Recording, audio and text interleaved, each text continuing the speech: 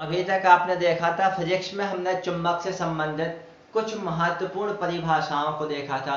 आज हम देखेंगे चुंबक में एक नई परिभाषा और उसी के साथ आप पढ़ेंगे चुंबक का जो पोषण होता है नए क्वेश्चनों की ओर। तो सबसे पहले यहाँ पे हम डेफिनेशन देखते हैं किसकी, ध्रुव प्रबलता की परिभाषा देखते हैं। ध्रुव प्रबलता किसे कहा जाता है?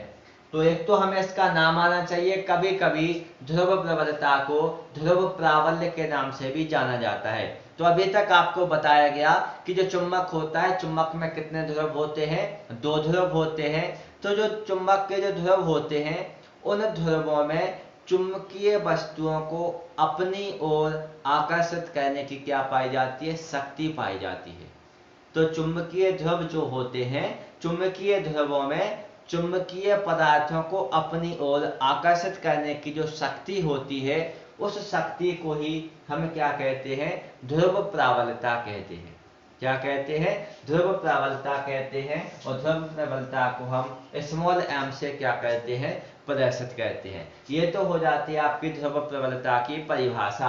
अब इसी के क्रम में हमें आगे बढ़ना है। तो यहाँ पे आपको किसको देखना है? अब हम यहाँ पे देखेंगे नई डेफिनेशन चुंबकीय क्षेत्र की। तो अगली परिभाषा हमारी क्या हो जाएगी? चुंबकीय क्षेत्र की परिभाषा हो जाएगी। चुंबकीय क्षेत्र यानी क्या हो जाएगा? चुंबक के चारों ओर का वह क्षेत्र जहां तक उसके प्रभाव का क्या किया जा सके?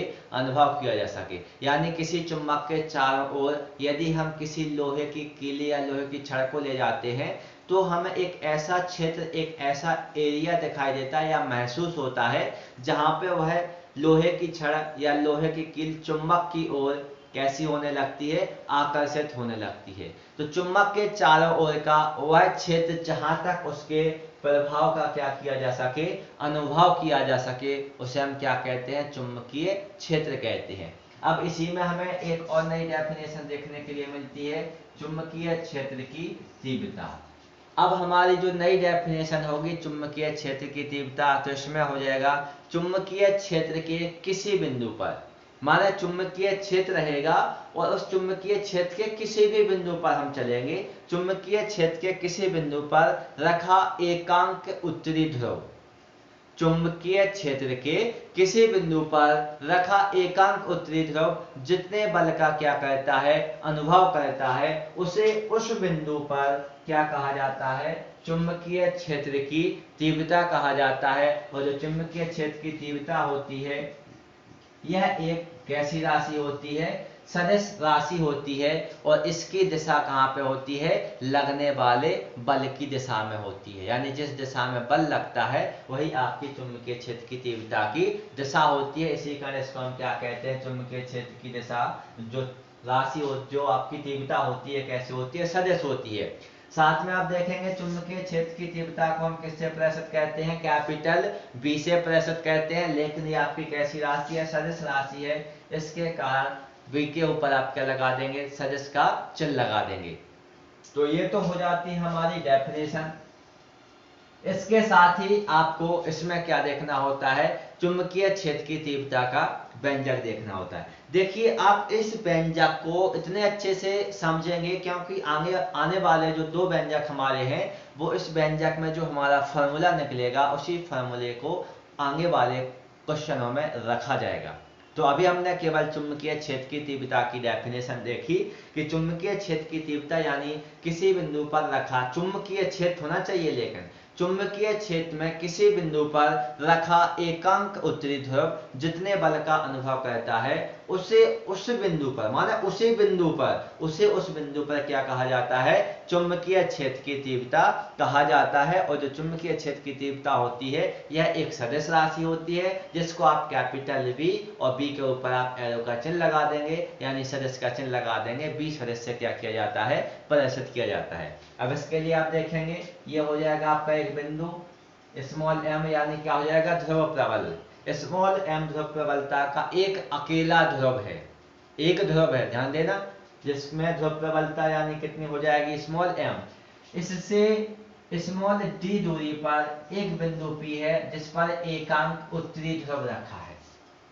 एकांक यानी एक, ठीक है, एकांक उत्तरी ध्रुव रखा हुआ है और यहाँ पे चूंकि ये राशि सदिश होती है तो इसी को आगे की ओर बढ़ा दिया जाता है। ये किसको प्रदर्शित करता है, आपका सदिश राशि के लिए चिन्ह आपका हो जाएगा। और चूंकि राशि सदिश है जिसे हम बी सदिश से प्रदर्शित करते हैं तो यहाँ पे आपका क्या हो जाएगा, बी सदिश का क्या लग जाएगा, चिन्ह हो जाएगा। ये हमारा क्या बन जाएगा, डायग्राम बन जाएगा। अब यहीं पे आप देखेंगे एक नियम लगाएंगे जिसे हम क्या कहते हैं, कूलाम का व्युत्क्रम वर्ग का नियम कहते हैं। कूलाम के व्युत्क्रम वर्ग के नियम से कौन सा नियम लग जाएगा, कूलाम का व्युत्क्रम वर्ग का नियम लग जाएगा। अब यहाँ पे आपको कूलाम का व्युत्क्रम वर्ग का नियम मालूम होना चाहिए। जब तो आप कूलाम के व्युत्क्रम वर्ग का नियम लगा पाएंगे यहाँ पर। तो कूलाम का व्युत्क्रम वर्ग का नियम क्या होता है, बल यानी F बराबर, यहाँ पे हम कूलाम के व्युत्क्रम वर्ग के नियम को लिख रहे हैं। जो कूलाम का व्युत्क्रम वर्ग का जो नियम होता है उसके बाद जो फॉर्मूला निकलता है आप उस फॉर्मूले को यहाँ पे याद कर लेंगे। तो यहाँ पे आप लिखेंगे F बराबर क्या हो जाएगा, म्यू 0 बटे 4 पाई इंटू, देखिए म्यू 0 बटे 4 पाई इंटू में क्या हो जाएगा, m1 इंटू m2 बटे क्या होता है, दूरी का स्क्वायर होता है। ये होता है हमारा कूलाम का व्युत्क्रम वर्ग का नियम। अब हमें इस व्यंजक में ये मालूम होना चाहिए कि कूलाम का व्युत्क्रम वर्ग का नियम क्या होता है। जब आप यहाँ पर उसको लगा पाएंगे तो अपन ने यहाँ पे लगा दिया। अब यहाँ पे हम देखेंगे बल बराबर क्या होती है, तीव्रता होती है।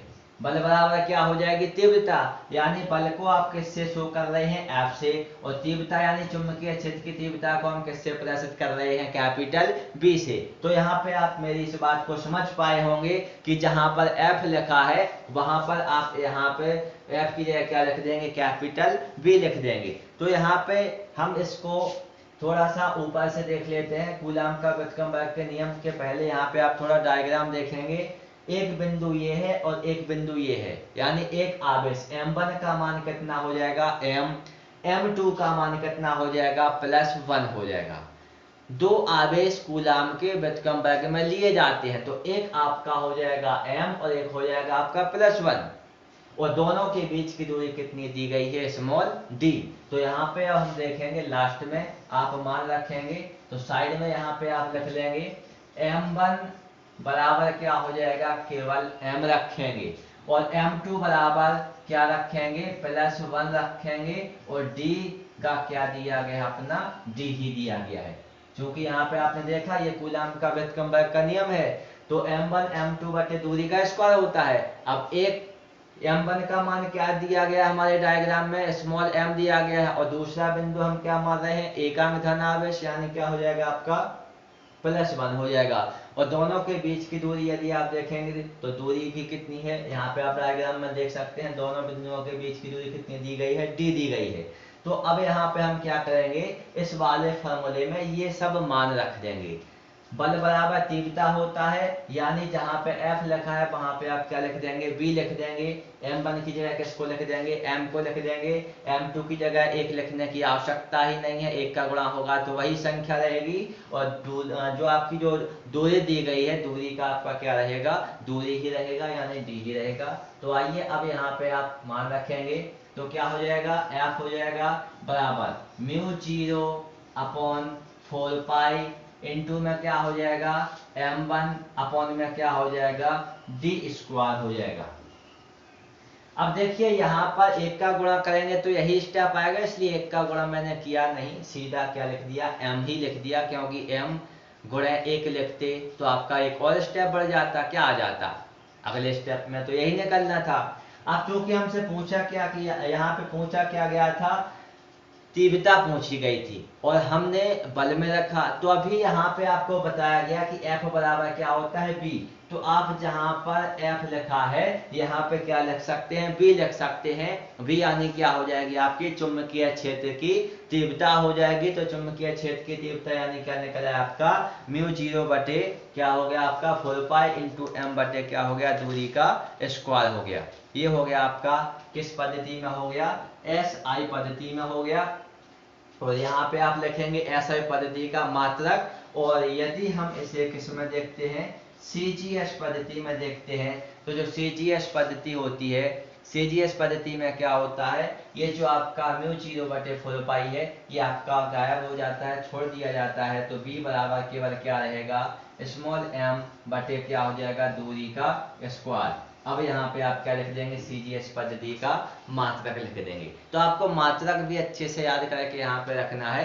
ये हो गया अपना चुंबकीय क्षेत्र। चुंबकीय क्षेत्र की तीव्रता का क्या हो जाएगा, व्यंजक हो जाएगा। और चुंबकीय क्षेत्र की तीव्रता का यदि हम SI पद्धति में मात्रक देखें तो SI पद्धति में मात्रक न्यूटन प्रति एम्पियर प्रति मीटर होता है। क्या होता है, यहाँ पे यदि आप लिखना चाहें तो इसका मात्रक क्या लिख देंगे हम, थोड़ी सी मैं यहाँ पे जगह कर लेता हूँ। तो यहाँ पे यदि आप लिखेंगे तो हो जाएगा न्यूटन प्रति एम्पियर प्रति मीटर। ये क्या हो जाएगा आपका SI पद्धति में चुंबकीय क्षेत्र की तीव्रता का मात्रक हो जाएगा। और यदि यहीं पर CGS पद्धति में बात करते हैं तो CGS पद्धति में क्या हो जाएगा, इसका ओरस्टेड हो जाएगा। CGS पद्धति में चुंबकीय क्षेत्र की तीव्रता का मात्रक क्या होता है, ओरस्टेड, OERSTED, ओरस्टेड। ये हो जाएगा आपका CGS पद्धति में मात्रक। तो यहाँ पे आपने देखा चुंबकीय क्षेत्र की तीव्रता का व्यंजक, जिसमें हमें आवश्यकता होती है कूलाम के व्युत्क्रमण के नियम की। अब अगला क्वेश्चन आप देखेंगे जिसमें हम चुंबकीय क्षेत्र की तीव्रता का व्यंजक पढ़ेंगे अक्षीय स्थिति में।